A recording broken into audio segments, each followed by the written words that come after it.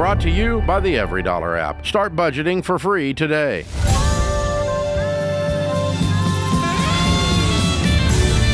Welcome to the Ramsey Show, where we help you win in your life. We're going to help you win with your money, win in your work, and win with your relationships. The phone number to jump in is 888-825-5225.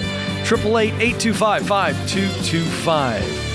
I'm Ken Coleman. George Kamel joins me on this momentous day. America votes, or in George's case, and millions of people, they've already voted, early votes. So, and you are, from what I understand, you're big on voting on Election Day. Yeah, I'm a traditionalist. I like to wake up on this day knowing that I've got a civic duty to perform. I respect that. A little Christmas, pomp, a little circumstance. That's kind of the way I roll, as you know. Yeah, Christmas isn't the same when you open your gifts 5 days early. That's right. You know, interesting you say that. I don't like to open up gifts on Christmas Eve. Very traditional. I like to wait. You know, I respect it.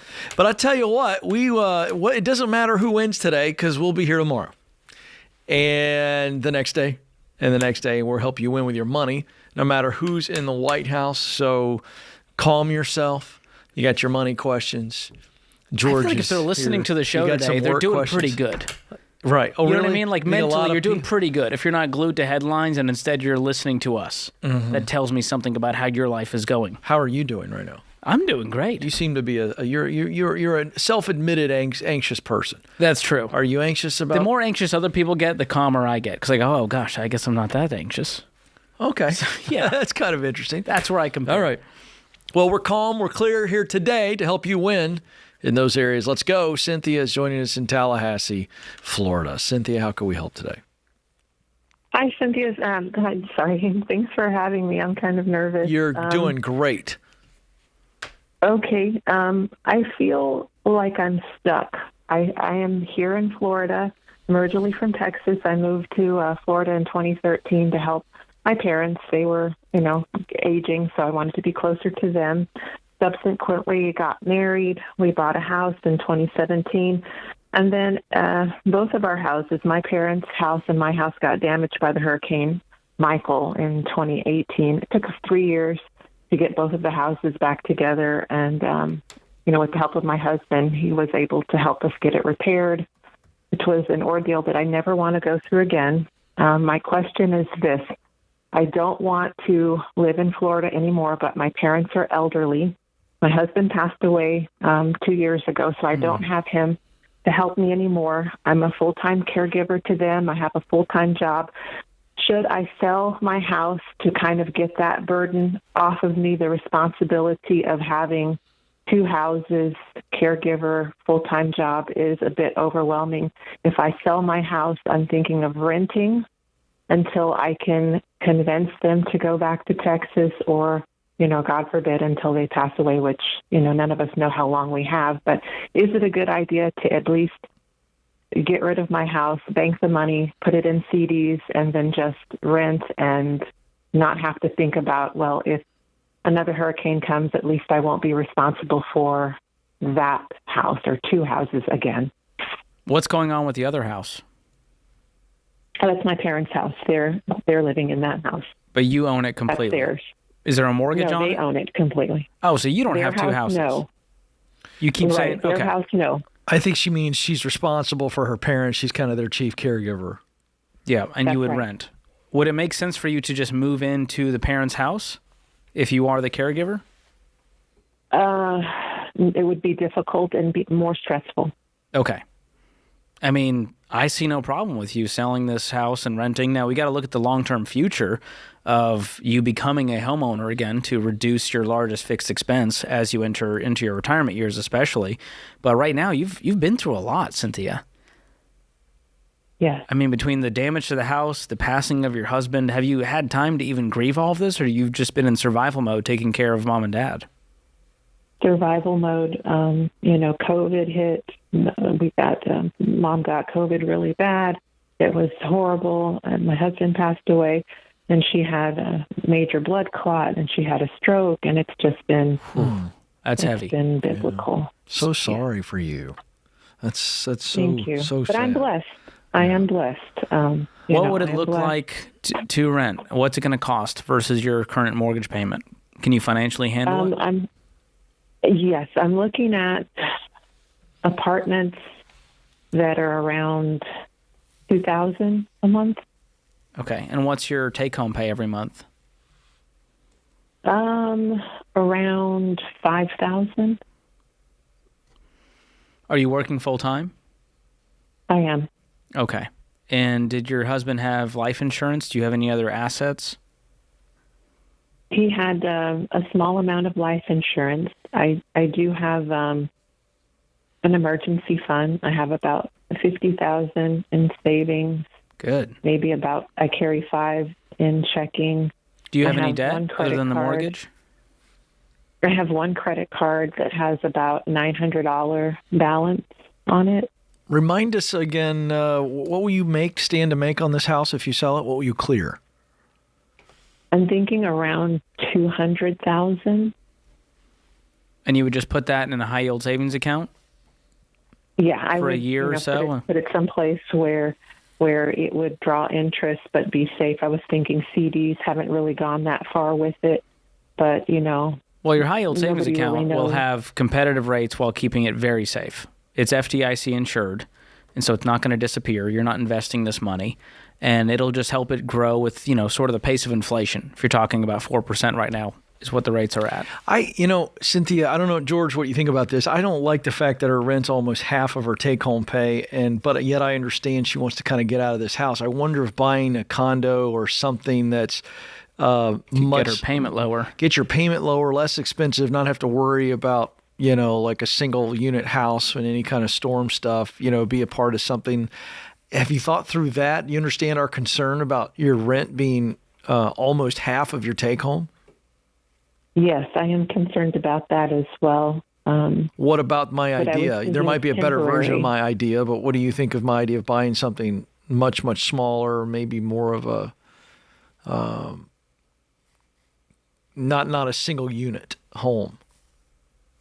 It's not a bad idea. I don't know the availability in my area. I've not researched it, but I'm willing to do some research on that. I think it's worth kicking the tires, don't you? Absolutely. Because what would your ideal number be to pay rent? What would be if ideal? I could be at 1,500 or less would be awesome. Yeah, That's what I'd be aiming for. What's your mortgage payment now? I'm around 1,500, but I send in a little extra every month towards the principal, so I pay about $1,850. Okay. What's left Each on the month. mortgage? $166. Okay. Yeah, I would do some more homework, but either way, you're going to be okay. But again, we just don't want too much of your world being eaten up by that rent to where you can't accomplish other financial goals, and then you have a new version of stress, which is financial stress. Yeah. So I think we're going to have to do some homework. I mean, it's a rock and a hard place here, and I hope it's just a season for you, and we can get you to smoother ground soon. Yeah. So sorry, Cynthia, for all of the storms you've been through, but it seems like you've got a really great attitude, and that's what it takes to walk through these times of pain and come out on the other side. So thank you for sharing your story and time with us. Quick break. He's George Kamel. I'm Ken Coleman. This is The Ramsey Show.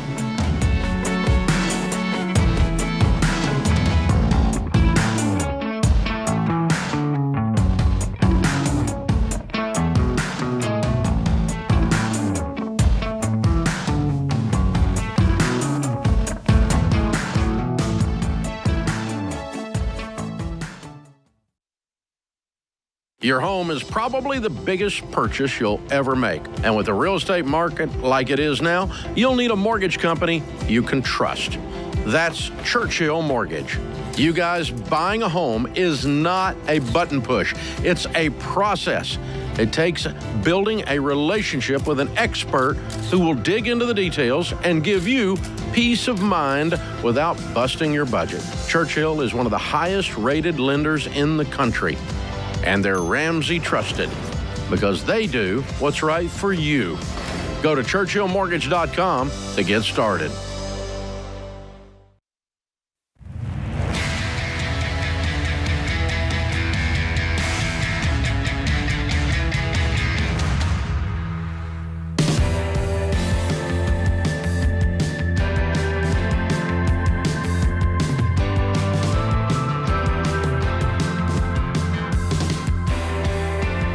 Welcome back, America. Thrilled to have you with us. How you doing out there? How you feeling?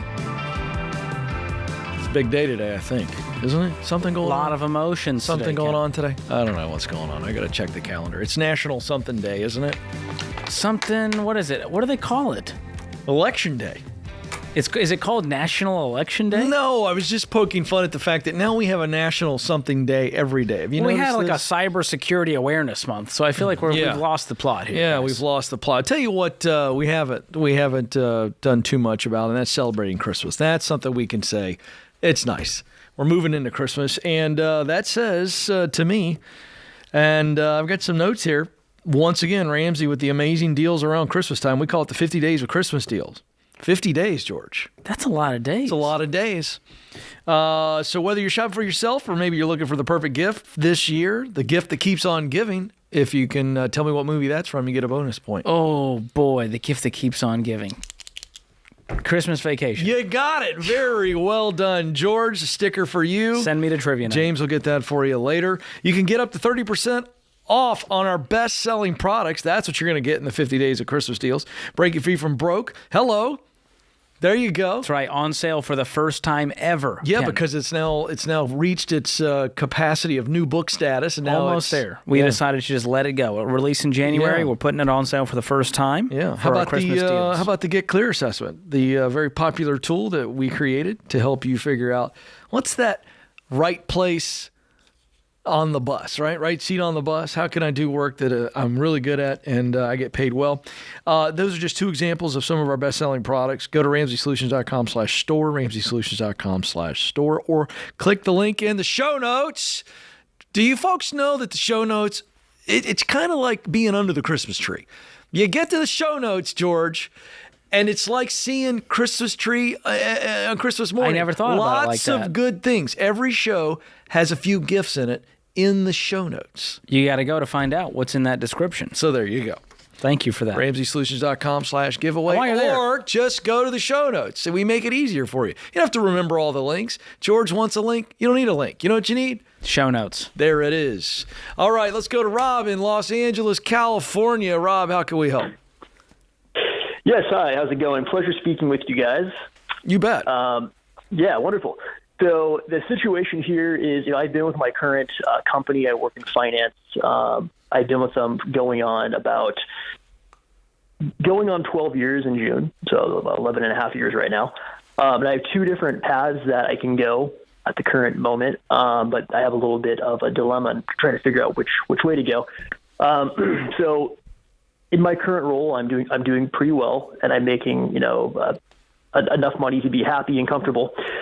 And I can go into my next role, which would kind of be a step up in a different division of my company, which would be a situation where I'd be doing a similar thing, but working with larger clientele, which potentially can give me a 20, 30%, pay increase.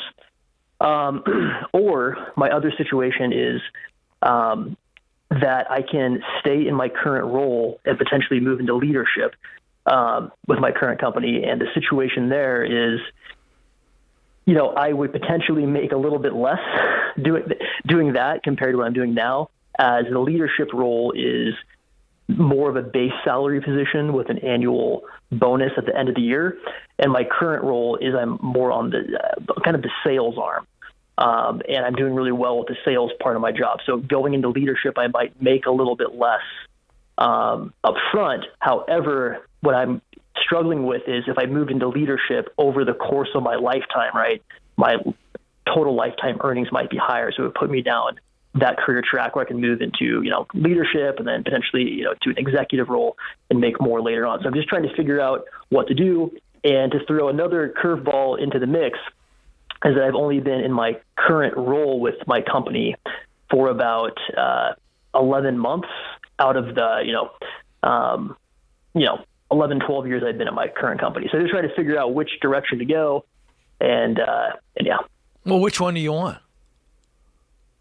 Well, I think I'd like to go into leadership more than anything, but I would be potentially taking a pay cut. So that's How much of a pay cut? Potentially $80,000 to $100,000. Whoa! And this is with your current company? They've offered you this role? they haven't offered me the role in writing, so I applied for it. And what they told me is, you're doing a good job. We can see you doing it, but we're not going to give it to you right now. So what they're going to do is there's an opportunity for me with another leader in the company who's going to be. They're not going to be around. Let's put it that way. I don't want to give out too much information, but they're not going to be around for 7-8 months.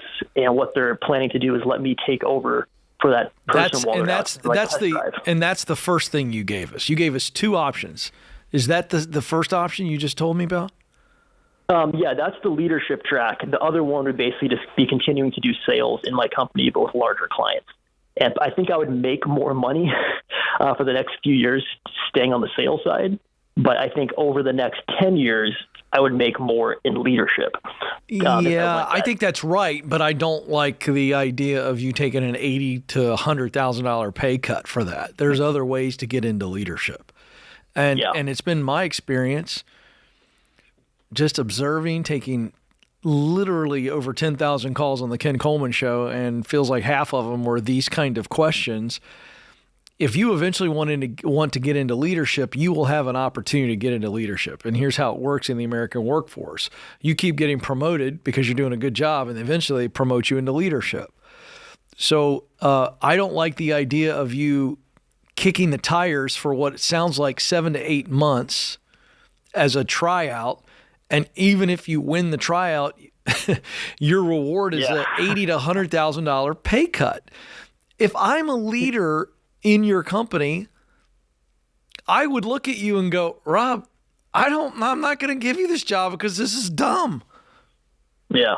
So for that reason, George, tell him that I'm out. For those reasons, I'm out. What are you making right now, Rob? What's the total comp? What'd you make last year or in this past 12 months? Last year total was around 250, and this year it'll probably be around 280. And if you take the new sales job with bigger clientele, you're saying you're going to make 300, 350, 400?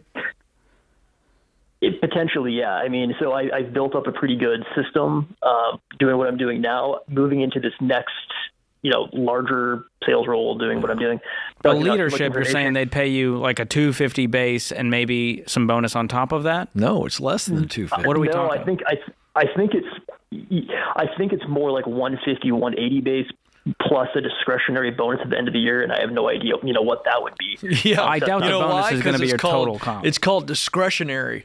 I don't like discretionary bonuses. I like bonuses based on percentages and things that we agree to. So, I'm with Ken on this. I wouldn't take this giant pay cut. No, Rob, do you not see a ladder by you taking this bump in sales? Bigger clients, bigger responsibility, bigger paycheck. Do you not see that that's going to lead to opportunities to lead, whether in your company or outside? I mean, I suppose I do. I mean, I do see an opportunity to do that. I just don't know when to take that, how to take that leap, because I think, it's not a leap. It's not a leap. Yeah. I could see you're still struggling with this because you're a guy who really wants to lead people. You want to lead. I do, yes. I do want to lead it. I know. With the money. And I think that's great. Because not a lot of people who take leadership positions want to lead. They just get pushed into it. That's what's wrong with corporate America. Is if you're really good at sales, they go, great, you're going to be a sales leader. Yeah, and you're like, I don't want to lead people. I just want to sell. You want to lead. Yeah. And for that reason, Rob, there will be no shortage of opportunities for you to lead. I think you think that you're going to pass up on an opportunity to lead. That will never come back. That'll never come back to you. And I got to tell you, man, you keep performing in a sales role, it's like showing up at the train station. Here's what I can guarantee you, George. A train will show up. So, Rob, no, please don't get impatient here. Take the bump. It's a bump in every way. Influence, income, and opportunity. Take the new sales gig. It'll turn into the leadership influence that you want. You're a good guy, Rob. Trust me on this one. I'm older than you, unfortunately. This is The Ramsey Show.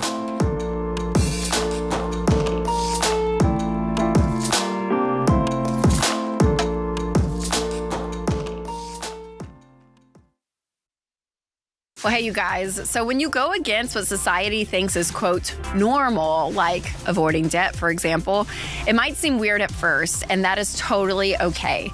Because we want you to be weird if that means you're doing things intentionally, including how you spend your healthcare dollars. And one way to be intentional is with Christian Healthcare Ministries. CHM isn't health insurance. They're a health cost-sharing ministry that's helped hundreds of thousands of families like yours take care of healthcare costs without sacrificing their freedom. Programs start as low as $98 a month. So find out more and join at chministries.org/budget. That's chministries.org/budget.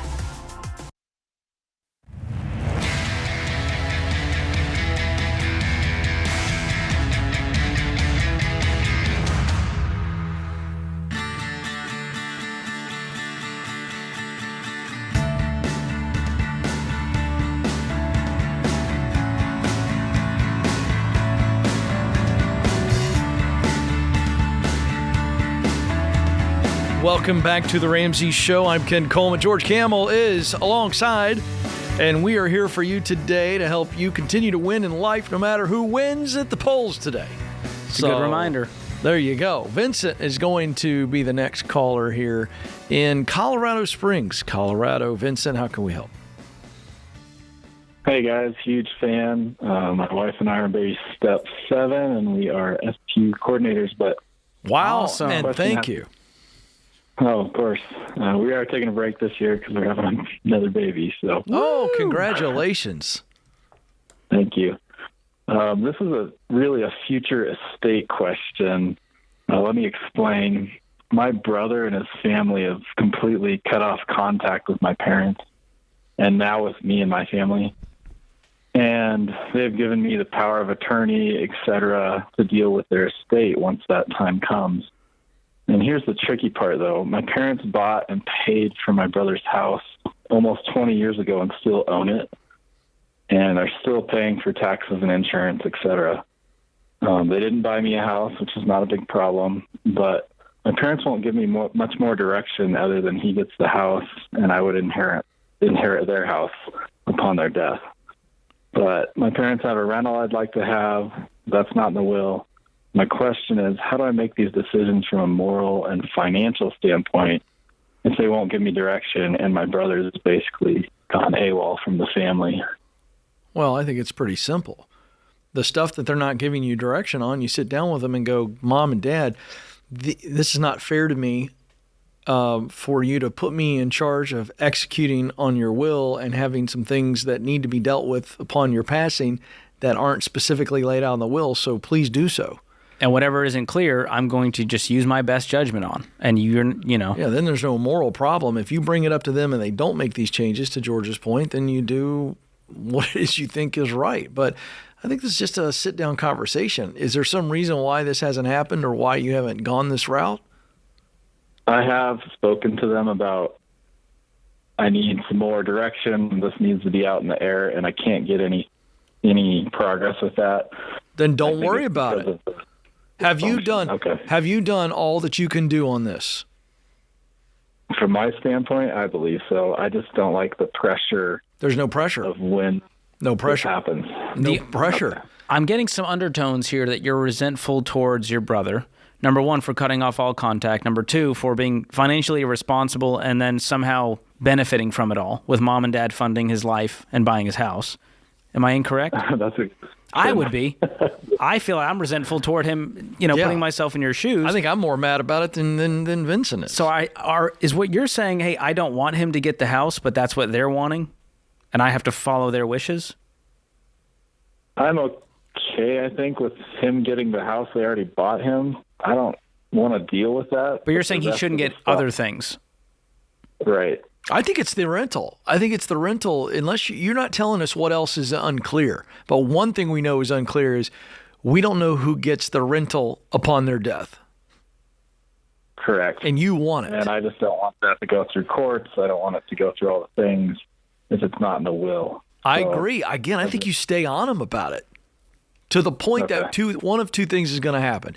Either they're going to deal with it because you keep pestering them about it, or they go, okay, you're no longer involved, And then you go, then it's not my problem. But you need closure on it. Closure. Yep. And so you need to drive for closure. Okay. To be unclear is to be unkind, we like to say. And so we need clarity here. Do you agree, George? Absolutely. I mean, you need to go say, put the rental in the will. I would have the will out going, all right, we're going to update this now. Maybe it's in the presence of an estate attorney where you go, hey, we're going to knock this thing out once and for all and make sure that the I's are dotted, the T's are crossed, and say that is my job. As power of attorney, this is what I've been tasked with.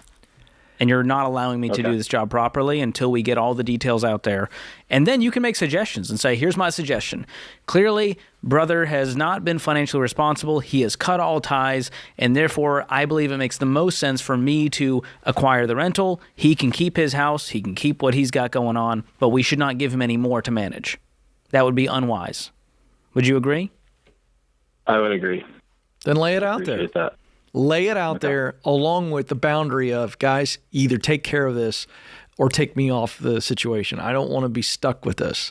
I do not want to go to court after your death because you didn't put everything, all of your assets in the will. That's just incredibly insensitive, and you're putting me in a tough situation. I would just hold firm on that. Okay. Yeah. Appreciate the call. It's far more relational than it is a tactical thing. Because it sounds like mom and dad still love they love their son, even if he has been misbehaving. And the other brother says, I don't want to enable and incentivize this poor behavior by giving him more to manage. And yes, but I also think the biggest contention, George, is that he doesn't want to go to court. He doesn't want to fight his brother over this asset. He doesn't want it to be that's messy. Not been stipulated in the will, and he doesn't want to deal with that. I think he's just exhausted from whatever this drama is. I think that's the driving force, and I understand that. Things like mom and dad might be kicking this can down the road because they're not ready to decide. They're not ready to deal with it either. Michelle is up in Seattle, Washington. Michelle, how can we help? Hey there. Thanks so much for taking my call, and thanks for doing what you guys do. I really appreciate it. Thank you. How can we help today? Hello? Do we lose you? Are you there? Uh-oh. It sounds like you're in a tunnel. Michelle, are you talking to your phone? Oh, shoot. Just flipped over. Okay, there we go. Now I have you. All right. Can you hear me? Yes. Hey, thanks for doing what you do and being there for all of us. I really appreciate it. Yeah, no problem. What's going on? Well, I'm nearing the end of my divorce, and I owe my ex $226,000 to buy the house. Whoa. Currently, we owe no. This is a good thing. There's lots of equity in it. Currently, we owe $24,000 on the house. And my question mainly is, I'm 55. I have plenty of money in my 401k to pull out money to pay him off. But tax-wise, tax implications, I don't know if that's my best choice. Should I pull the money out of my 401k or should I just refi? Can you do a cash-out refi?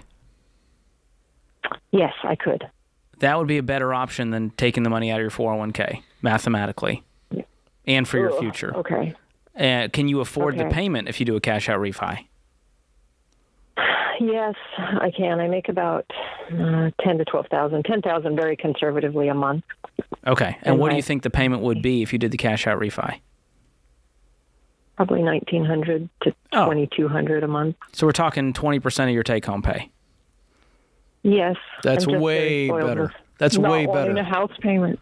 I know, but I also don't want you to pay a 35% tax to rob your retirement and unplug all the future growth. You pop that in a calculator and you'll be like, oh my gosh, okay. Yeah, let's not lose $1 million by making this move happen. So the cash out refi is the, sort of the least evil of the options. It's still not fun, but that's what we would recommend in a divorce situation. Okay. And guess what? You're probably going to knock it out pretty fast. Easier. I think I will. I'm pretty disciplined and all right. And you want to keep the house. Interest rates are killing me. Yes, I do. Well, the way you're going to pay it off, truthfully, Michelle, if you crunch the numbers on this as aggressively as you're going to pay this down, making an extra payment or 3 every month, this thing's going to get knocked out so fast that the interest is really not going to be, it's going to be a nothing burger at the end of the day when you own this house free and clear and you didn't touch your nest egg. Okay. All right. Just curious. I really appreciate you guys and your... Real quick, we only got about 40 seconds, but I'm curious, what is your 401k nest egg? What is that? $850 in my main one and $50,000 in my other. Yeah. And how old are you? 55. Yeah. Unplugging $250,000 and taking a 30+% tax hit. No way. You are going to be set. Okay. You just leave that money alone. You are going to be a very happy lady. Okay. Yeah. And so I can just rent my little guest house out for income to help me pay extra on the house. There that we plan. go. George's favorite words. He likes that. What's the word? Well, you're either always like, she get a roommate or rent your thing out. I love that. So I mean, she's getting creative. That Anything means you that can do. mortgage payment isn't going to be that much when you look at your total Bringing budget. home $10,000. She's going to be making double, triple payments on this thing. It'll be gone in a few years. Well, I wonder what she can get for that little guest house. I bet you it's close to the number of her mortgage payment here. 100%. So, I like that. All right, quick break, and we'll be right back. This is The Ramsey Show.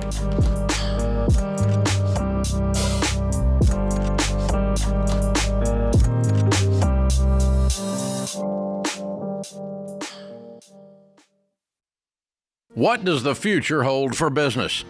Ask 9 experts and you'll get 10 different answers. Economic growth or a recession. Business taxes will go up or down. AI will help us work, or it will replace us all. But there's no such thing as a crystal ball. That's why more than 40,000 businesses have future-proofed themselves with NetSuite by Oracle, the #1 cloud enterprise resource planning system. Ramsey Solutions uses NetSuite, and you should too. Whether your company's earning millions or even hundreds of millions, NetSuite helps you respond to immediate challenges and seize your biggest opportunities. With one unified business management suite, there's only one source of truth for the visibility and control you need to make quick decisions. NetSuite's real-time insights and forecasting help you see into the future with actionable data. And when you're closing the books in days, not weeks, you can spend less time looking backward and more time focusing on what's next. And speaking of what's next, download the CFO's Guide to AI and Machine Learning at netsuite.com/Ramsey. It's free at netsuite.com/Ramsey.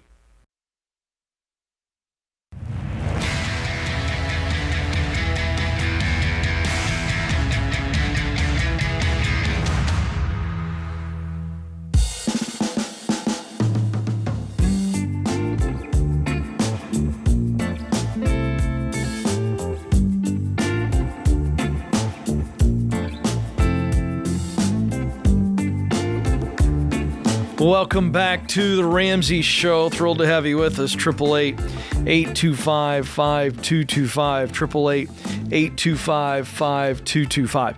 So we always have live audience that come to the lobby here at Ramsey Solutions, and they watch the show, listen to the show. We go out during breaks and say hi and take pictures. And we just met an awesome guy named Clark, and Clark brought us gifts. And there they are. That's me and George. These are custom Funko Pops, which I was explaining to Ken is a very popular figurine brand. Which I was unaware of what Funko Pops were until moments ago, and now I'm glad I know about them. And he also brought a themed candle for you, George, and I feel like you got to explain that. Smells like horse girl energy. So if you remember my famous call where I told a girl to sell her horse and other unkind things, and it literally somehow, the candle smells like I'm in a barn. For good and for bad. I smelled it. It's wonderfully done. So thank you, Clark. You're very thoughtful. Amazing work. Very fun. And so they're going to sit here. And the hair is on point. I just got to say. Yeah, he's got really some nailed. really. He's got your hair. He's got my hair down. He's got tortoise glasses. The denim jacket. I'm known for a paper crinkle. And he's got that. And I'm in known my for my hands, iced coffee. And you got your iced coffee. So nailed it, Clark. Very fun. So those are going to sit there during the show. In fact, we talked about every time we host together, we may bring those in. I think they have to be staples on the desk. Because we need our own custom desk ornaments when we're together. So fantastic. There you go. A new tradition has started. All right. Speaking of traditions, George, you know I like when you talk nerdy. You do like when I talk nerdy to you. And today's what are you going to segment? I'm told you're going to talk nerdy to me. What is the topic? Anything nerdier than the S&P 500. Standard and Poor, baby. That is... If you know, you know. Yeah, well said. So we hear about this term all the time in the news. The S&P 500. A lot of people's eyes glaze over. So I'm going to give you the talk nerdy to me, kind of put the cookies on the floor for everyone listening, because we do talk about it a lot, and it's important for Not you to the floor, understand. maybe the bottom shelf. Bottom shelf. Nobody wants to eat cookies that have been on the floor. 5-second rule. Yeah. All right, so the S&P 500 is an index that measures the top 500 companies and how they perform. And Standard & Poor, that's who's running this thing. And so an index fund, when you think about it, Ken, we talk about mutual funds a lot. We're talking about a giant group of stocks pooled together. Investors pool their money to purchase these funds and shares. And so an index fund is a type of mutual fund that buys stock in these 500 companies. And when we think about mutual funds, we have the actively managed, professionally managed funds that we talk about a lot on the show. You work with a SmartVestor Pro, an investing professional. They purchase the funds for you. And then there's the S&P, which is considered a passive form of investing. Yes. These are passively managed funds because it's just tracking the index. There's no one that is hand-picking the funds and companies that go into this. They're just tracking the top 500 companies. And the S&P 500 now represents about 80% of the total stock market value. That's right. And it's largely, if you're talking about the largest companies, these are large cap companies with a large market capitalization. And so if you invest in the S&P 500, your return is going to mirror whatever those 500 companies do. And you will own all 500, stocks in that index if you have an S&P 500. And the average annual return, when you look at the history of this thing, has been around 10 to 12% since its inception. So when we say on the show, hey, if you invest this much, you expect a 10 to 12% return, it's not out of thin air. This is not our opinion. This is just based on the historical average annual return of the S&P 500. Some years it's going gangbusters like we've seen the past few years. Some years it's going to be down. But over time we've seen plus 10 to 12%. And so the pros of this are you're diversified across investments. When you think about 500 companies, 11 major industries, so you're reducing your risk since your money isn't dependent on one fund's performance. And they're pretty predictable because they're just going to do what the market's doing. Yeah. So you kind of know. Now, the cons are you're settling for the average returns. So the goal of these actively managed mutual funds is to beat the S&P 500. That's what these investment pros are trying to do, is to handpick the companies and funds they think are going to outperform the index. So that's the simplest version I can give you in one segment, Ken. And for folks out there who are ready to invest, they're excited, they want to learn more, we've got a whole hub that's totally free for you, RamseySolutions.com/invest. And we have a complete guide to investing that's totally free. This is a very in-depth resource, but we only give you what you need to know.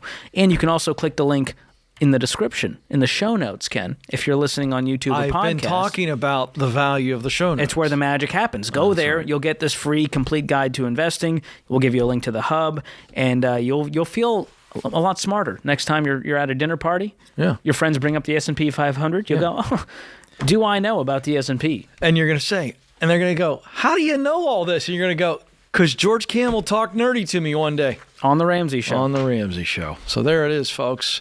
It's one of the hottest segments on the show. If you want more People of George keep asking talking for nerdy, let us know. Comment, like, subscribe, share, all that. And are you adjusting our guys there? Yeah, I was seeing if it bobbles. There's no bobble. I was excited to see. Because I think you've got a great bobble naturally, Ken, on your actual head. So I was excited to see. It's funny. If Ken's does a little wiggle. I'm just going to try to do that in between calls there. Stephanie's up next in Phoenix, Arizona. Stephanie, how can we help? Hi. I just had a question, general. So I was in a car accident not too long ago, and because of that, I do have a backup car that I'm currently in, and it's a 1996 Chevy Blazer, and it runs good. It has AC, it has a heater. It's perfect as is. But I do commute a lot, so I'm looking to buy a car. I do have money cash to buy one, but my dad used to be a car salesman, and he was saying that I shouldn't use this money to buy the car out cash, that I should get comfortable with paying a little bit of down payment and then make it adjust so that way I'm comfortable with the monthly payment that I receive. But I don't like the idea of debt. I don't like the idea of paying interest because you're paying money for essentially money that you don't have. So I don't really understand that part, but I want a second opinion. Well, I'm going to caveat this by saying I'm sure your dad is a lovely, wonderful, intelligent man, but he has been brainwashed by the car industry. And can I tell you, car salesmen have some of the worst money habits, if I had to generalize, that I've ever seen in my life. Have you seen these TikTok videos that have been going viral? They go to car dealerships, and they go to the staff at the car dealership, and they say, what is your payment? What car? These people have like $900 a month payments on these cars. Right. They are so all about their ego. They want to look good, and they say, well, you got to get a new car. It's like asking a dentist if you should get your cavity filled. And so I would strongly encourage you to not take your dad's advice when it comes to buying this car. I think it's kind of like somebody who packages drugs, telling you that a little bit of drugs are okay. Yeah. You know what I mean? It's a little bit too biased. He's a little too close to it. And this idea that we have to just get comfortable with the payment is insane. That's why we're so broke in America, is because we said, well, if I can afford the payment, I'll be fine. And then one day, something happened. Life happened. You couldn't afford the payment. You realize you have no margin to actually live your life or invest. Yeah. And so I would strongly encourage you to use the money you have to buy a car with cash you can actually afford. Yeah. That's how Grandma did it. Yeah. So how much cash do you have? I'm comfortable spending 15, but I could spend up to 20. Oh. You got 20 grand in cash. That's a great car. Just to spend on the car. This is outside of an emergency fund? That's a little. The 5,000 extra would be from the emergency fund. So the 15 is separate. Let's call it 15 out the door is what you're wanting. So when you go to shop for a car, you're always looking for the out the door price. And here's the first question they're going to ask: what payment are you looking for? Right. First question they ask if you call a car dealership. That's the key word that you're about to get scammed. Because all they're looking to do is get you comfortable with the payment, and you are then not focused on what the car is actually costing you. Right. That makes sense. So that's it. I would be searching an independent used car dealership for this car and searching online to do some research. I want to throw an idea at you, George, that I've been kicking around in the old noggin. Okay? I've always wondered what's going on up there. Well, nobody really wants to know. Quick question. If you use cash and you buy an older car, a classic, not an old junker, but a classic antique car, fix it up, that car now becomes more valuable the longer you have it. Potentially. No, if it's the right car. I've got one in my garage. Yes. It keeps going up. Cars can hold their value if you're buying some of these I think that's people ought to be doing more of that. It's not an appreciating. Then I'm scared to drive it. No, it's totally fine. Think about it, George. Come back to me later. This is The Ramsey Show.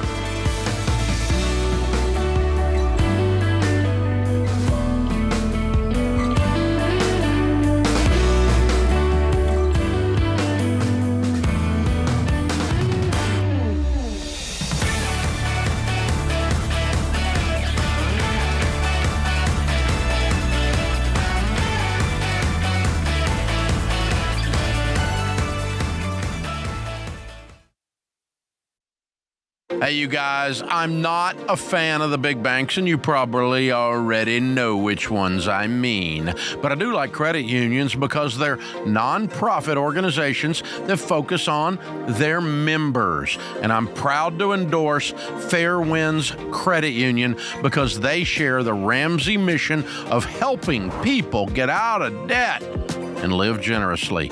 In fact, they design products to help keep you from going into debt in the first place. Fair Winds has been in business for over 75 years, and they serve hundreds of thousands of members worldwide. You can feel secure because your deposits are federally insured by the NCUA up to $250,000. It's easy to join, and Fair Winds partners with more than 5,000 credit union locations around the country, so you can bank in person wherever you live. But if you prefer the online experience, you can log on to Fairwinds and do anything you could do at a physical location. So go to fairwinds.org/Ramsey to learn more. And while you're there, look at the combined checking and savings account bundle they created just for Ramsey fans to help you take control of your finances. That's Fairwinds, FAIRWINDS.org/Ramsey. Brought to you by the EveryDollar app. Start budgeting for free today.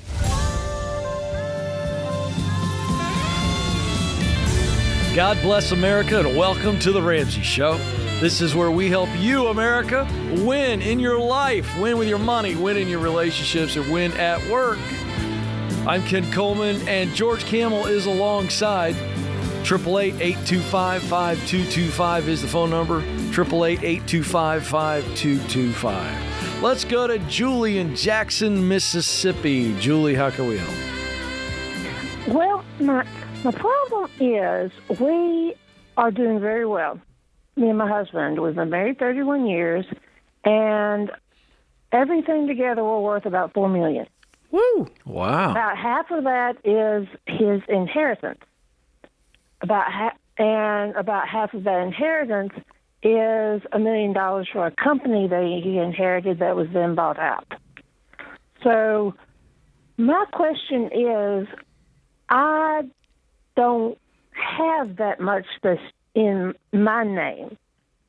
I have an account. I have about $100,000 in my name alone, and then I have about another $100,000 in retirement, and that's it. And the rest of it I think of as his, and I know that's not right.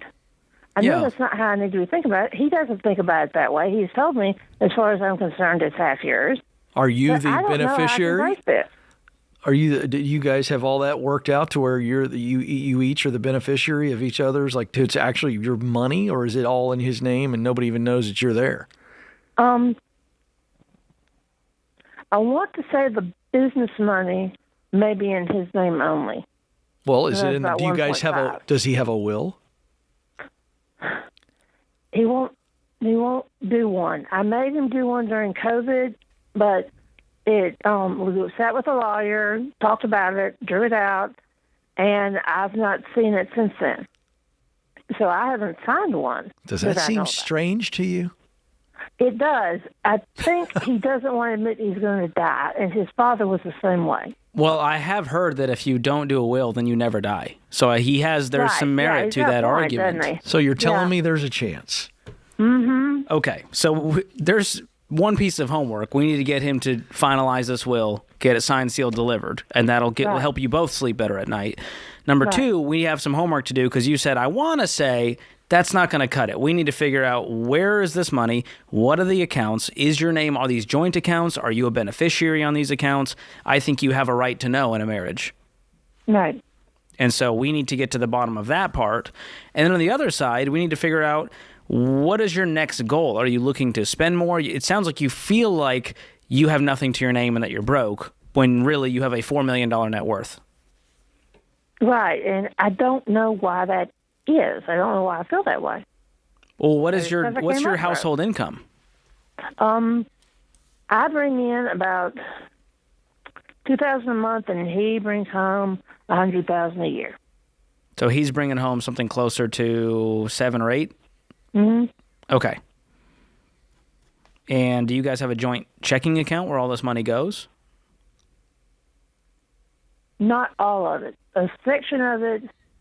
There's a checking account that I write from that my Social Security money goes into, and that's all that goes into it. And his name is on that account, but he doesn't use it. And then there's a joint account where he used to put all his bonus money in that I write joint household expenses from. But now with the company buyout, he's not going to be getting those bonuses anymore, so I don't know You guys yet have created how I a need to real straighten this complex financial situation with 19 We do. accounts floating around out there. I think it's do. time to streamline and simplify and go, out. Okay. I think You it's said I have time a for vote you. here. I think it's time for you to fly to their house and spend an afternoon with them. They don't get to get up from the table until they've walked through all this stuff, George. You were talking about this earlier this morning. That's what this calls for. Yes. Now, that's not going to happen. But, Julie, George is going to give you a checklist as if he were flying to your house and locking the doors and taking care of business with you two. You guys have got to figure this let's out. put it all on the table and go, what are all the accounts? What's in every account? What's in my name? What's in your name? How can we simplify all this? I want to be on the same page. We've been married 31 years. We've done really well, sort of accidentally, and now I want to do better intentionally. And that means having one account, all the money flows in, all the money flows out of this joint checking account. That'll give us Okay. both transparency, accountability, and it's going to change our marriage for the better. Okay. Because I'm no longer going to be in the dark. You know exactly what's going on with my money. I know what's going on with your money. Do you think he would be upset with that conversation? Would he shut down? I mean, 31 years. I think he would really. His actual reaction would be, "Why are you worried about it?" Well, it's not a worry. It's just that the best marriages have full accountability, full transparency. Mm-hmm. And okay to good marriages can survive with 19 accounts floating around. Well, George, but play that out, though. Go deeper than that. I think this is what's going on. So pretend as though you're talking to Julie's husband, and he goes, well, why does this even matter? Why is she so worried? Go deeper than good marriages and all this. Like there's some real reasons as to why this thing is so disjointed and why bringing it together. What would you say to him if he pushed you? Well, I would say that we're not here to attack you and get you defensive because we don't trust what you're doing with the money. It's just that you are clearly in the dark. After 31 years of being married, you have no clue what's going on out there. And if something were to happen to him, that would put you in a real bind. While you're grieving, you'd be trying to pick up the pieces from 19 different accounts, trying to find policy numbers. Is that true? Does that sound right, Julie? Yeah, it would be difficult. I know where all the paperwork is, but yeah, and this is something we're going through still with his dad's estate. His dad's estate was still the same way. It's still messed up 2 years after he's dead. Right. You want to avoid that. Yeah, understandable. You guys are searching for coffee tins in the backyard with money. It's a disaster. I don't want to have it be a full-time job to pick up all the pieces. Right. And if we can just get ahead of this now, we're going to have the next 20 years is going to be a dream. Because we are fully on board, on the same page. We know where we're going. We know what's going on. Yeah. Okay. That's the angle. And then I think there's another piece where you need to stop acting like you're broke, because you're not. You guys make six figures, and you need to be on a budget that you both have say in. Right now, you're living like you get an allowance. Right? If you wanted to go spend some money, is it a conversation? Do you just go spend it without telling him? What happens? Yeah. I do. I spend, but it's my money that I spend. So as long as you spend only your money. Yeah. Well, that feels wild, doesn't it? I feel like I have to ask him. So he gets to spend 5 times what you spend because he makes 5 times more? Is that how it works? Yeah, this has been working. Oh, boy. That's a problem. How long you been married? 31 years. Oh, boy. We didn't come into so much money until a couple of years ago. My wife now stays at home with her child. If I said, well, honey, you don't bring in any income, so I get to spend all the money. I'll give you a little bit of allowance for some fun, but I get to spend like 10 times more because I'm bringing home the bacon. You know where you'd be? My guest bedroom. That's where you'd be. I'd be lucky to be inside of a house. Well, we'd take you in for about a week. I might be in a tent in the backyard at that point, Julie. I'd let you stay in the backyard. So I want you to know you have a vote in this marriage, and so far it sounds like you've had the idea of a vote, but we need to make it very clear, especially on Election Day, that you have an American right to vote in what happens in your marriage. Did there? I think this is a clean this mess up with Kamel.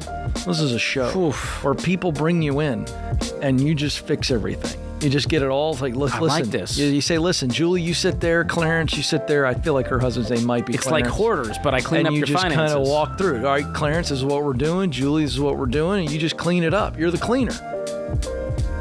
We'll think about it. This is the Ramsey Show.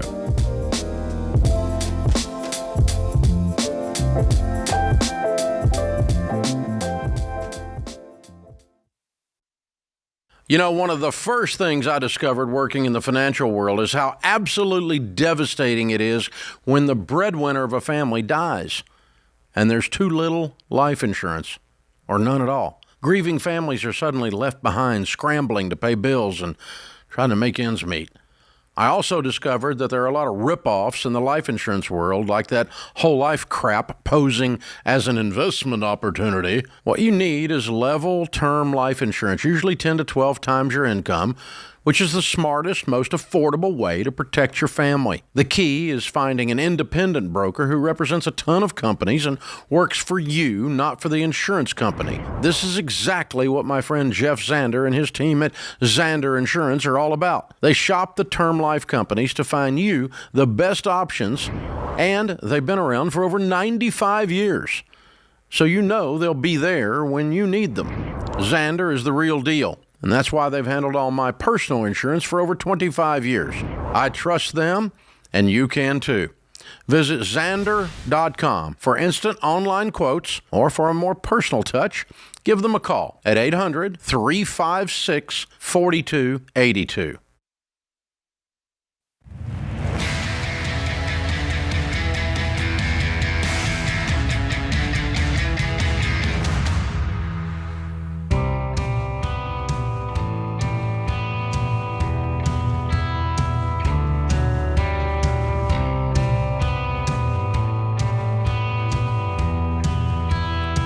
Welcome back to the Ramsey Show. Thrilled to have you with us. 888-825-5225. 888-825-5225. All right. I've been told that sometimes I come across like an alpha male, George. Literally never heard that in my life. You've never heard that? I appreciate that. Yeah.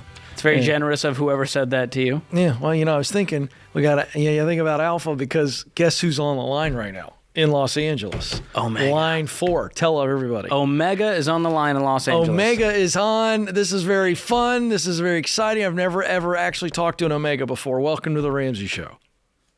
Heck yeah. Come on. I love your introduction. That was epic. Thank you. Because I'll be honest with America, James, the producer, was rolling his eyes a little bit. He had a little cringe going on behind the glass. He's a very nice man. He's very kind to me, but he had a little cringe on that.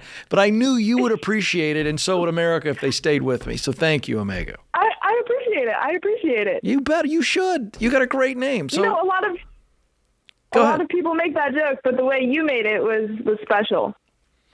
He's a special guy. Take that, James. You just made a friend for life, Omega. Omega's my friend, and I'm her friend. So how can we help you We're today? friends now. Well, wait. Did you guys get my question already, or should I say it all again? We don't know your question. No, we don't know your question. They tell us nothing. We're flying blind. Oh, okay. So basically, I'm a remote closer. Basically, sales online, so phone sales and DMs. Basically, my goal is to help people make better decisions so that you can improve their life through sales, right? Right. And so usually the goal is to work for programs that, offer some sort of solution to someone's problem. And so I am new to the field, and so I recently started applying for jobs. And one of them was for a leadership program where they teach leadership to people so that they can lead their companies better, right? Mm-hmm. And so in order to be a part of their team as a remote closer or a DM setter, the woman I spoke to on the phone said that I have to invest in their course first. All of their employees have gone through their course. Their course is $5,000. No. I have budgeted. Wait, go ahead. Hard pass. Please don't give them $1. This is a scam, Omega. It's a Do you total see that? scam. This is how they're actually making money as a company. Yeah, they're not helping anybody lead. It's like a multi-level marketing thing where they go, hey, you got to pay us $5,000 as a startup cost to take this course to then sell this course. Don't do it. If Dave Ramsey hires people, he doesn't charge them to go through Financial Peace University. Yeah. He goes, hey, as part of a team member, you're going to go through this course. We're paying for it. And Omega, legitimate companies, they hire people that they believe they can invest in and get a return on the investment. They don't make people invest in them. They hire them and then they train them. Legitimate companies hire people and put real manpower, real resources behind training someone. And so this is all backwards. And I want you to run from this. I cut you off because there is zero reason for you to continue considering this opportunity. It's not an opportunity. It's an absolute trap. And I hope you know this, but in the industry you're in, there are a lot of hucksters out there. Yeah. In this DM setter, online sales, I think you're in a legitimate field, but I'd be very cautious about what companies I work with. Okay. Are we still friends? Okay. We're still friends. Okay. I appreciate real truth. That's true friendship right there. I don't want you calling us saying, I paid $5,000 for this course to get a job. Did I get scammed? Yeah. You should never pay to get hired. Okay. So that answers that question. Can I have a follow-up question? We will allow it. Okay. So when I was on the phone with her, she was telling me all about it, right? And I told her that my one concern was that I only had $100 to spend. I have money in my account, but it's all budgeted. I have it in my emergency fund, which, by the way, saved my life a week ago. Hey, all right. We like hearing that. Yep. And so I have it all budgeted, so I can't spend that. So I only have $100 that I can spend, and I made it a goal earlier, like at the beginning of the summer, that I was not going to go into debt. So I told myself I'm not going into debt. Good. And then when I was on the phone with her, I told her that. I was like, yeah, I mean, I could do that, but I don't want to make my parents go in debt for me. I don't want to go in debt for myself. Like, I'm going to make the money and then pay for the course. Okay. So what's the question? So the question is, when I told her that, she basically was like, well, when you're in sales and you're trying to grow, you're young, you need to invest in yourself. And right now is the ideal time to invest in yourself. And the way she said it was so convincing that it made me yeah, she's in sales. She's a huckster. They're Did you really do good something at with this. it? Or why are you asking this follow-up? We've already told you what Say we that think. again? Why are you asking us this? We've already told you, don't spend $100, don't spend a cent with these people. You're saying, well, she's saying I should invest in myself. Is that not true? Is that what your question is? Well, my follow-up question isn't regarding the course. It's regarding investing in order to get a return later. Yes, you should. You should invest in an actual course. Not from a fake guru selling a $5,000 DM setting course. If you want to invest in a certification from a legitimate training school or a trade school or something like that that is directly tied to, I now have a skill that I need to be able to climb my ladder, the professional ladder. Yes, invest in yourself. But can I also say this? I would like you, before you ever spend a nickel right now investing in yourself as a salesperson, I'd like you to get books from libraries. They're free. They're free on sales books, okay? Or get used books on Amazon. You can get them at a fraction, George. Or how about podcasts on sales and things of that nature? There's so much YouTube that you can do for free. And now we're investing time and investing our focus, not investing $100. So you're good, kiddo. Okay. You're good. So even as a rule of thumb, I can just be confident in never going into debt, even if it is alluding to the fact that I'm investing myself. Just find a way around it. You don't need to go into debt. You should never rationalize investing in yourself to allow yourself to take out debt. You should never go, well, I'm taking out debt, but I'm investing in myself. That's actually not the truth. George, what would you call that? It's a schmarmy sales tactic they're using to go, well, you got to invest in yourself. If you want to make $100,000, you got to put $5,000 in. That's just how it works in the business. That's the kind of stuff they're telling you, and you need to run far away. I don't know if this industry is even for you, because it's mostly for people that fall for scams, and that's not my friend Omega. Yeah. So I would find a different sales role that's legitimate with a real company that sells a real product. Yeah. Not this we sell sales offers and appointments. You can invest in yourself by paying cash. You can invest in yourself by taking free resources. All of that's an investment. It's a false narrative, a faulty notion that you have to go into debt to invest in yourself. So there it is, Omega. Thank you. You are a bright, bright soul. I love it. She's so hungry to win, and she's going to win. But you talk about this a lot. In Breaking Free from Broke, you call them traps. If you follow the trends, you'll fall for the trap. This is a trap that has now become a trend. Well, a lot of young people are falling for it. They're hooking people on social media. It's the get rich quick, all this kind of stuff. And there's so many of these guru hucksters out there being like, I'm going to increase your sales by 100x, and if you I can help you get 900 offers, and it's all just a scam. And here's what they're doing. They're selling their course. Yeah. They're not actually helping anyone. No. They're just getting a bunch of people to take a course. Yeah. And literally trying to trap this young lady. Well, you've got to invest in yourself. This $5,000 you spend with us will be the best investment you ever make. I can hear the crap right now. So because we're friends with Omega, I mean, she and I are friends. You are kind of like an acquaintance because you know what I mean? Thank you. But if you're okay with it, I would like to gift her your book, Breaking Free from Broke. I love that. Great I call. think it'll keep her out of these trends and traps. So, Can we Christian, also gift her your book, Find the Work You're Wired to Do, with the Get Clear let's give her the assessment. Omega, let's take the assessment as well. I was going to say that, but thank you. Help you avoid some traps, how it So gets there some you go. clarity around your career. Find the work you're wired to do. Take the assessment, Omega, and read the book. It's like me coaching you through, and then Breaking Free from Broke, you got to read it. I'll George coach is you going up on to money. keep you from getting into all of those trends and traps. So it's nice to make friends. It's very sweet. You know what I'm missing right now? What's that? My Mr. Rogers cardigan. We can get that on the break. Yeah, maybe we'll do that. This is The Ramsey Show.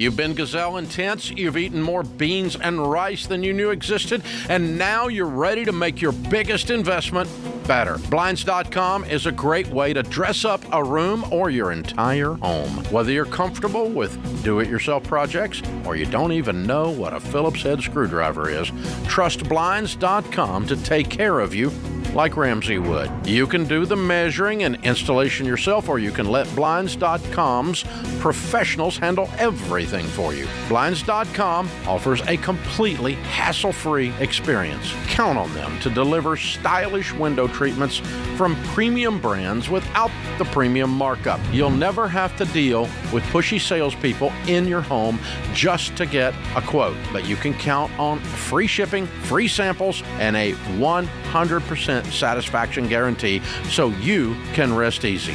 That's why we've recommended Blinds.com for over 10 years. Shop Blinds.com right now and get up to 45% off selected styles. That's Blinds.com. Rules and restrictions may apply.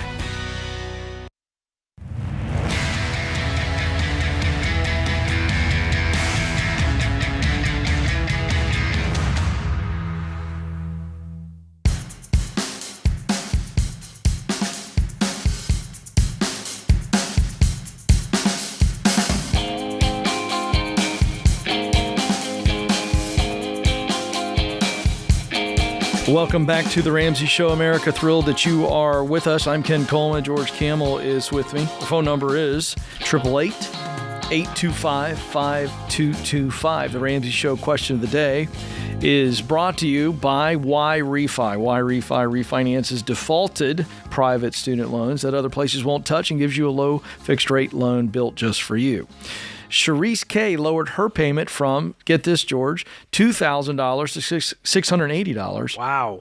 a month with our friends at Why Refi. Go to whyrefi.com/Ramsey to learn more. That's the letter Y, REFY.com/Ramsey. May not be available in all states. Today's question comes from Cameron in Arizona. My best friend has bounced around schools trying to pursue his dream of being a sports team mascot. He has a math degree, $100,000 in student loan debt, and a terrible living situation with his parents. He can't manage to get any reasonable paying job for a person with his education. He currently earns $17 an hour counting money at a casino.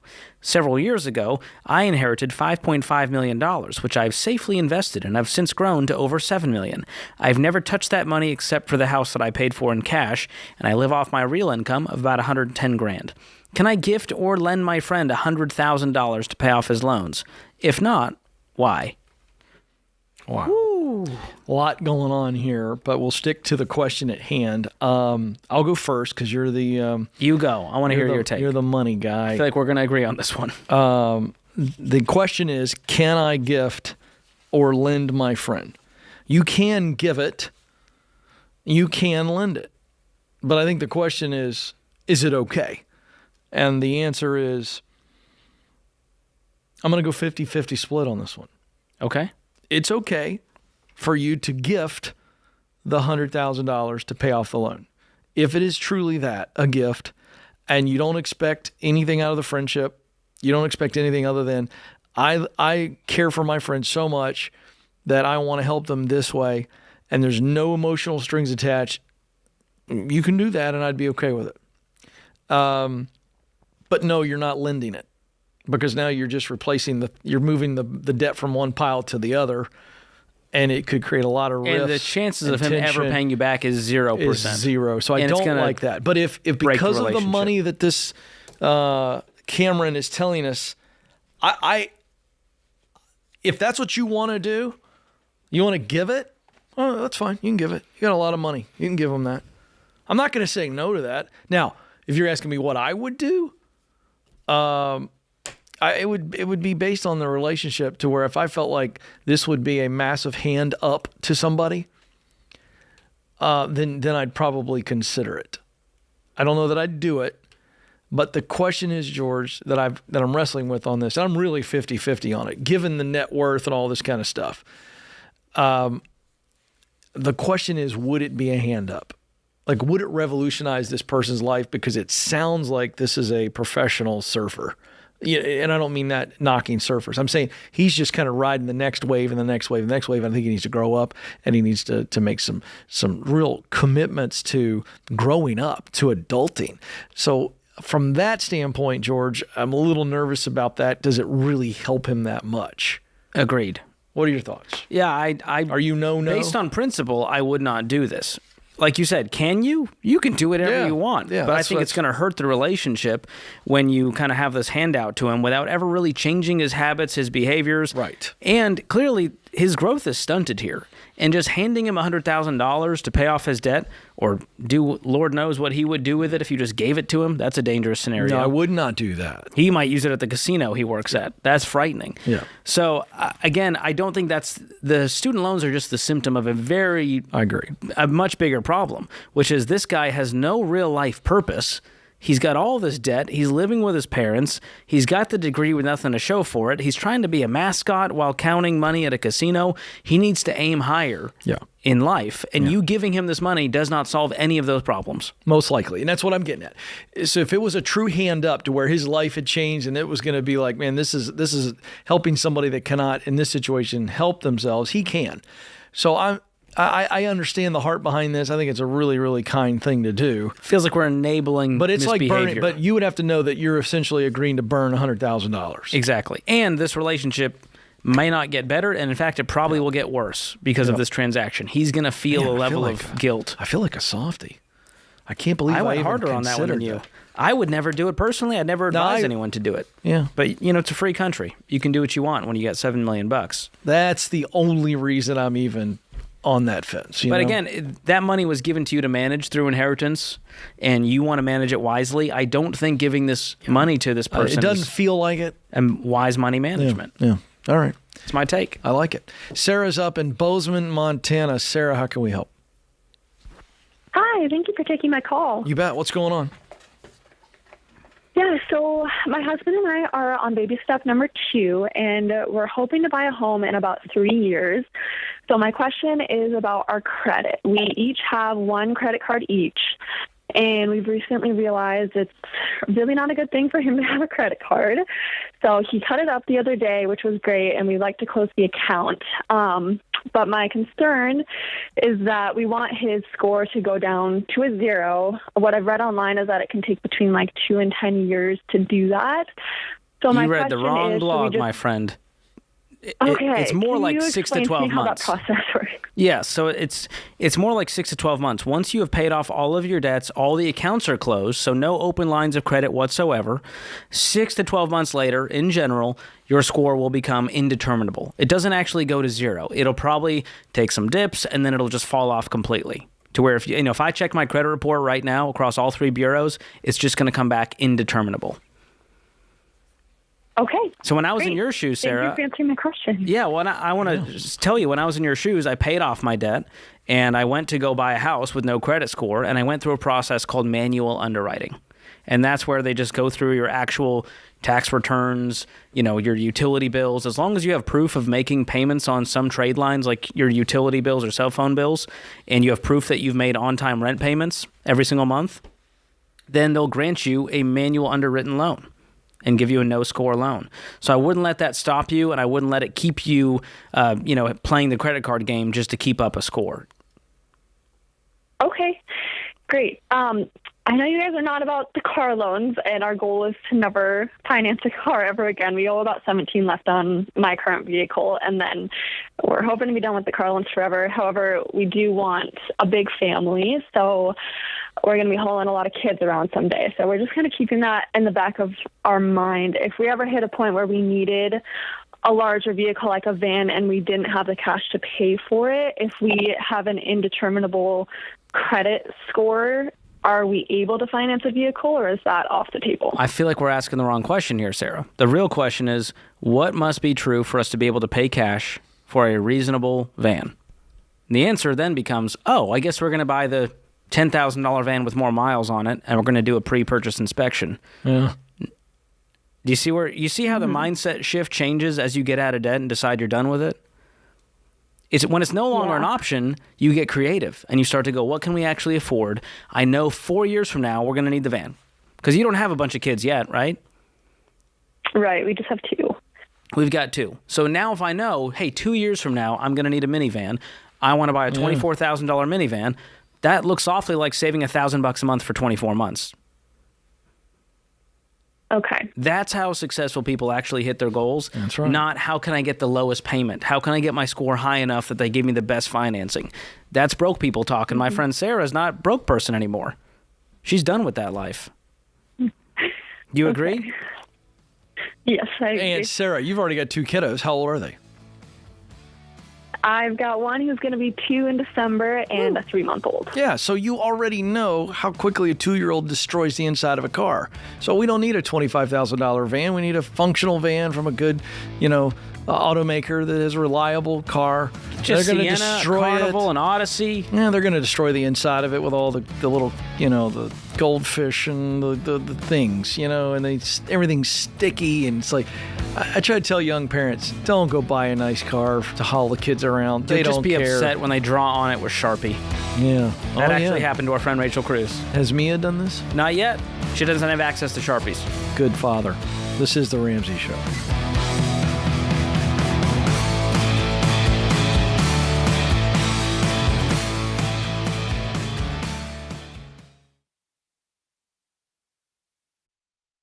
Hey guys, George Kamel here for Delete Me.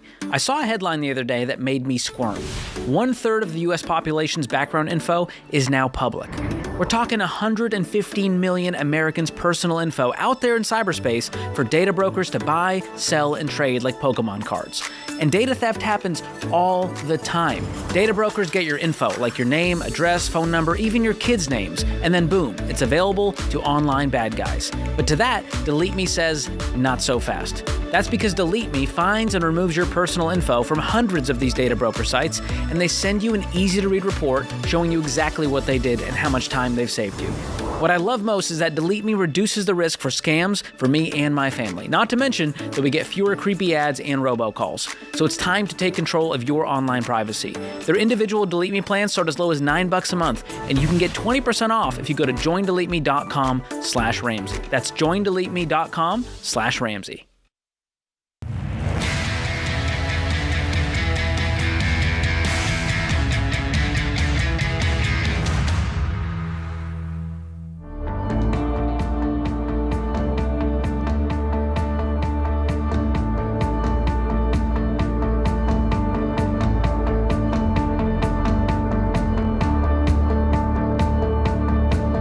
Thank you for listening and watching The Ramsey Show. 888-825-5225 is the phone number. Excited that you're with us. I'm Ken Coleman. George Kamel is joining me. And boy, oh boy, we've been talking about this. I mean, we got to be getting close to setting sail, aren't we, George? The Live Like No One Else cruise. March 22 through 29, 2025. This is a premium Caribbean cruise. Holland America's new Statendam ship with all the great foods, all the fun things to do, world-class content that you can expect on a great cruise like that. Plus, you got all the Ramsey personalities speaking. We're going to be doing some fun stuff together. Country music legend Deanna Carter, Stephen Curtis Chapman, Trey Kennedy is a great comedian, kind of known for spoofing Dave.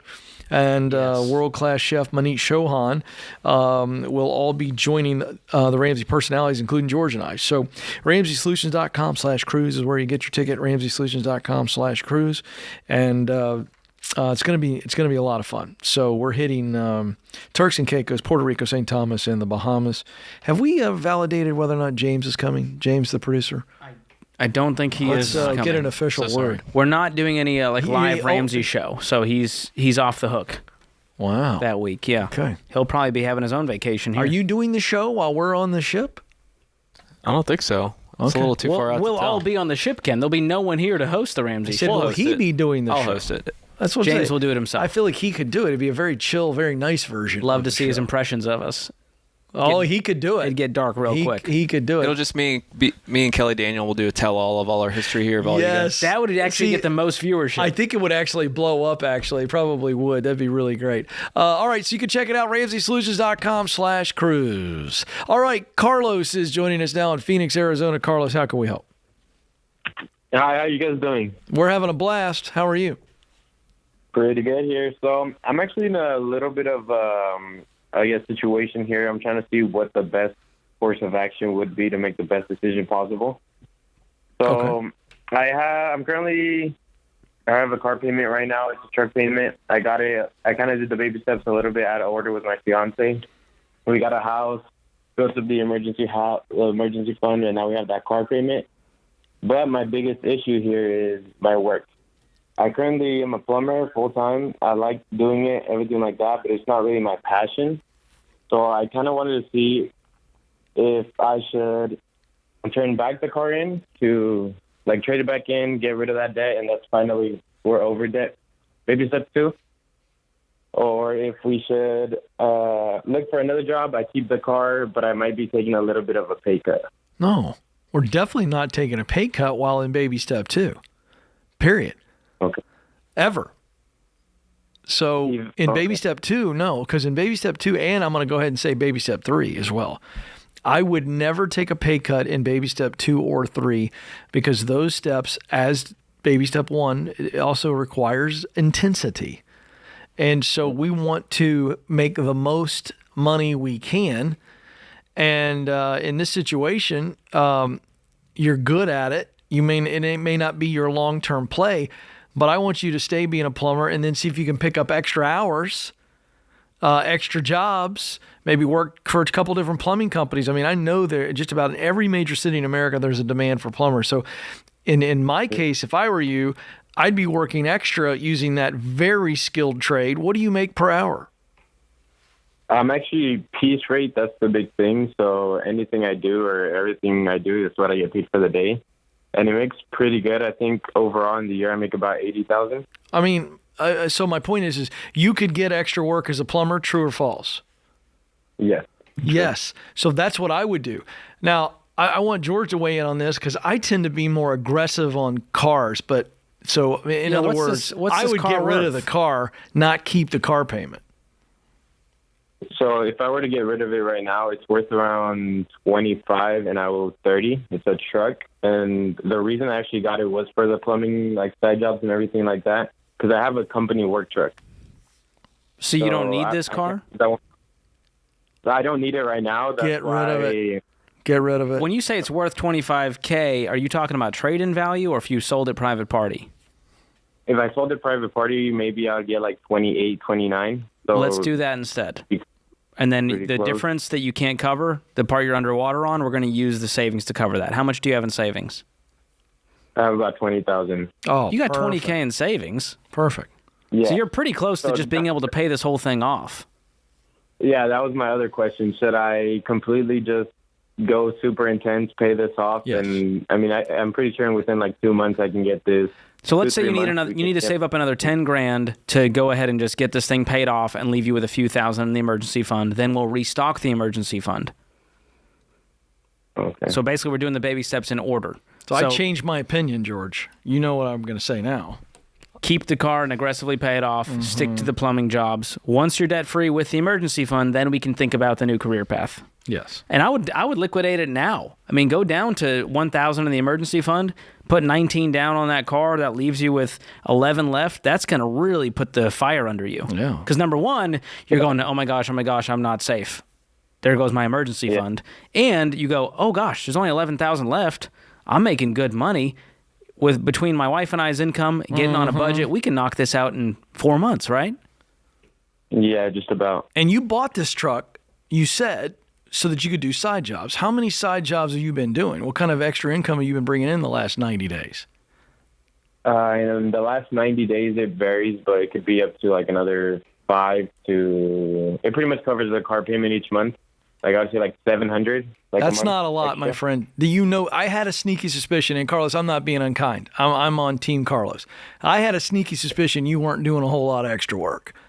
$500, $700 for a plumber is nothing. You're not busting it. Get out there and bust it, and then you're going to be able to do what George told you to do. That's that. So we're revising our answer. I think in this case, keep the truck but pay it off. Keep the truck and pay it off. Okay. What do you want to do long term? When you say passion, that makes me nervous sometimes because I want to make sure you got the talent to do it and that you're motivated to do it. So do you have an idea about what direction you really want to go?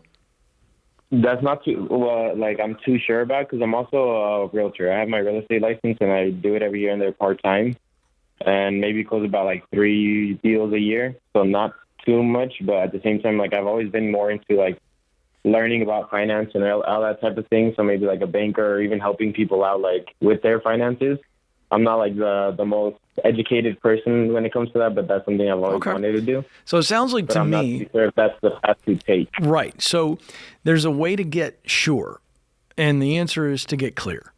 You've got to be clear on what you're really, really good at doing, what work really, really fires you up, and then what results you want to contribute to the world. And I'm going to give you, because I think you got some work to do on this, but I'm going to give you the book, Find the Work You're Wired to Do. It has the Get Clear assessment in it.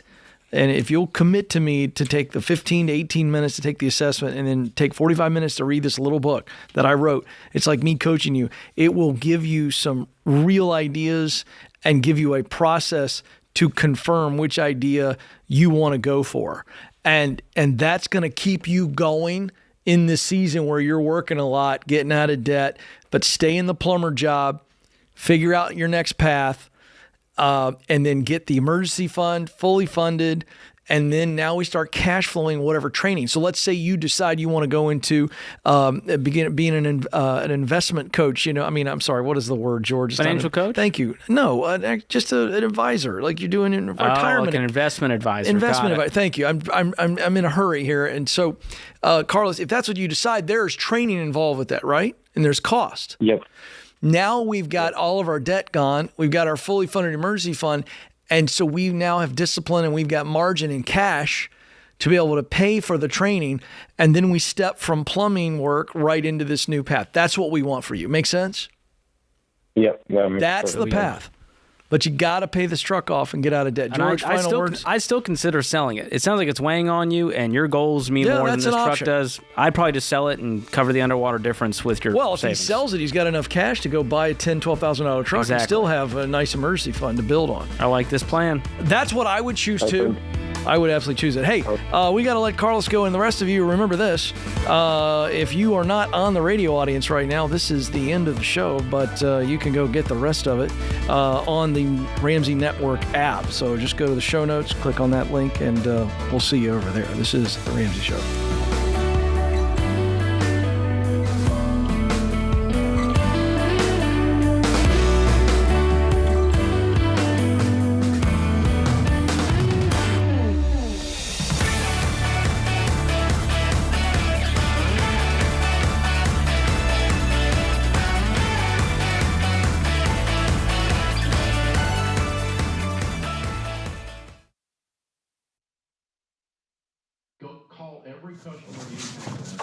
Hey, what are you still doing here? You know the rest of the show's happening on the Ramsey Network app, right? So you got to jump over there to continue watching. You can download it for free. Just go to your app store, type in Ramsey Network. It's completely free, and I'll drop a link in the show notes to make it easy for you. So if you're watching on the app, you're in luck. But if you're watching anywhere else, this show is over for you. So jump onto the app and let the fun continue. All right. Go on now. Don't make it weird. Okay, I got nowhere to go, so you need to go. Okay, bye-bye now. All right, it's getting weird over there, guys. What do we do?